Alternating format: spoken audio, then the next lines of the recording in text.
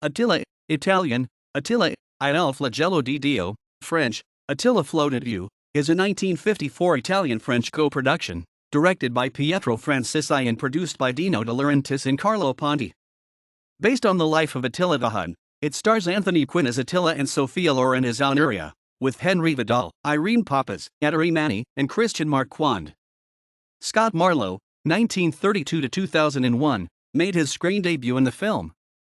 Along with The Pride and the Passion and Houseboat, it was one of Loren's biggest box office successes during the 1950s. Filmed immediately following the breakthrough Italian-American co-production, Ulysses, Luxfilm/Ponti de Laurentiis/Paramount Pictures, 1954, Attila, Scourge of God represented an independent attempt by the same Italian producers to make a film with an American lead actor in hopes of licensing it to an American studio for distribution on more lucrative terms. It failed to secure this goal for a variety of reasons unforeseen at the outset. However, 3.5 years later, retitled Attila, it proved to be the vehicle which launched the career of Joseph E. Levine Presents, as a producer and presenter of international films, many of them Italian in origin. While never to be a financially or critically acclaimed motion picture, Attila ultimately achieved the status of a significant product in the evolution of world film markets. The story is set in 450 AD. The Huns, a horde of barbarians from the distant plains of Asia, moved toward the rich western lands of Germania, led by a savage chief, Attila. Flavius Aetius, a Roman general, is the only person who knows Attila since he was a hostage with the Huns for years. Aetius and his companion Prisco carry a message from the Roman Emperor Valentinian III to the Huns' king Ruhuin. After reaching their palace, Aetius learns that the king died, and the two brothers Bleda and Attila are now ruling the Hun kingdom.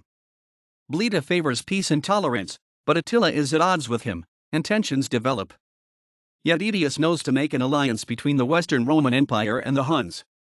Aetius returns to the imperial court at Ravenna, where the childish Emperor Valentinian III is busy with Roman parties in his palace and enjoying himself, while ignoring the fact that the empire is beginning to fall apart.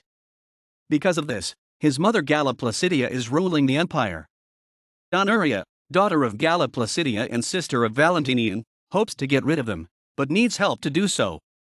She asks Aetius to join her in a coup d'état, but he has vowed an oath to serve the empire and refuses, even if he's arrested and stripped of his military rank by Valentinian and Galla Placidia due to his alliance to the Huns. The two brothers battle. Attila wins by ordering his bodyguard to fire arrows at Bleda and his bodyguard during the hunt, and declares himself the sole leader of the Huns, riling them to support his aspirations of conquering the Roman Empire. Flavius Aetius returns to Ravenna, and finds Emperor Valentinian enraged by imagined attempts against his rule. Galla Placidia realizes that the empire is now on the edge of destruction and gives Aetius full military power in an effort to protect her son. As a Roman field army marches to block Attila's path, Honoria slips away from the imperial court and visits the Hun in his camp. The battle is eventually joined with a frontal attack on the Roman encampment by Hunnic cavalry. This first move is a deception, designed to draw the legions out of their fortified position. Aetius decides to pursue the retreating Huns, anyway. His cavalry charges and his foot soldiers follow them into the fray. After a clash of arms on the open plains, the fighting moves into the Hun camp. Here Honoria is found hiding in a nomad cart and killed. But Aetius is soon killed by an arrow through the neck and the Romans lose their will to fight. They flee the field and the Huns follow to burn their encampment. As night falls, Attila takes his young son, Bleda, to view the carnage-strewn battlefield. There, a badly wounded Roman archer manages to fire a last shot. The arrow misses Attila, but kills Bleda. This emotionally traumatizes the Hun. He appears to lose his passion for conquest and plunder. On the way toward Rome, a southern Attila and his horde come upon a procession of Christians led by Pope Leo I. Bewildered by the assembly he faces, Attila speaks alone with the Pope in the middle of a stream that separates his army from the religious gathering. Leo calmly tells Attila, "You can kill everybody, old people, women, children." And Attila suddenly hears the disembodied words of his murdered brother Bleda. "Innocent blood won't be washed away. It will come back to haunt you." With this warning in mind, Attila suddenly decides to turn back towards the Alps, leaving Rome unscathed. Anthony Quinn as Attila. Sophia Loren as Honoria. Henri Vidal as Aetius. Irene Papas as Grun. Ettore Manni as Bleda.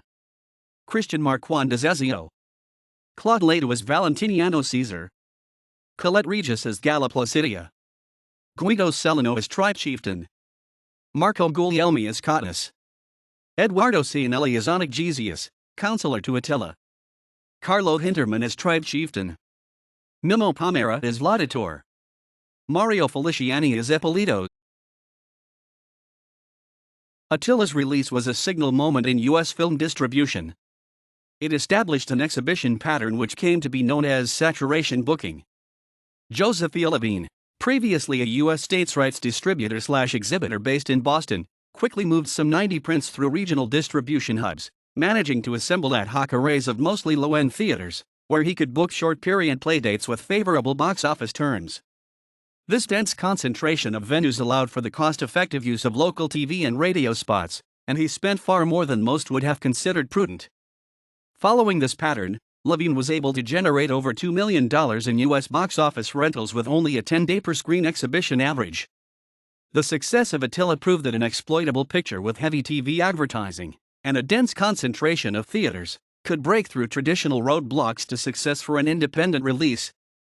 The results Levine achieved were then intensified, utilizing Warner Bros.' nationwide network of print exchanges, in realizing the far greater take, $4.7 million, North American rentals, for his promotional blockbuster, Hercules, released the following summer with over 600 prints. 175 of these played simultaneously in the greater New York City area, at a time when studio releases often opened, nationally, with such a number.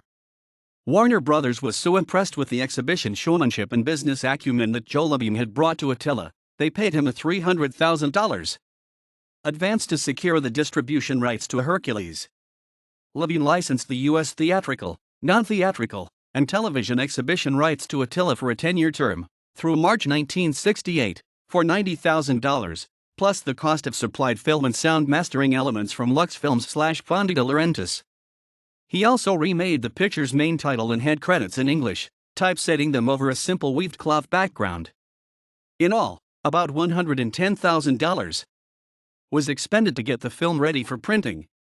In the course of its initial release, Levine also spent $590,000 on print and newspaper advertising, and $350,000 on radio and TV spots, enabling the picture to earn back over $2 million in U.S. rentals. It was re-released in 1961 on a double bill with Steve Reeves' Hercules, then sold into TV syndication. By contract, all U.S. 35mm and 16mm prints and masters were collected and disposed of in 1968. The film was then out of U.S. distribution for decades. The picture's 1958 U.S. copyright was renewed in 1986 by a Parisian law firm believed to be acting on behalf of Carlo Ponti and the French studio Canal Film Library. An Italian-language version, with English subtitles, was finally issued to U.S. home video in 2008 as part of a 4-film collection from Lionsgate which contains some of Sophia Loren's earlier works. Since the movie's initial release, English-language versions have featured a track dubbed by Anthony Quinn. This track was also used on Joe Levine's American distribution prints and contains many lines in English which do not match the dialogue spoken in Italian.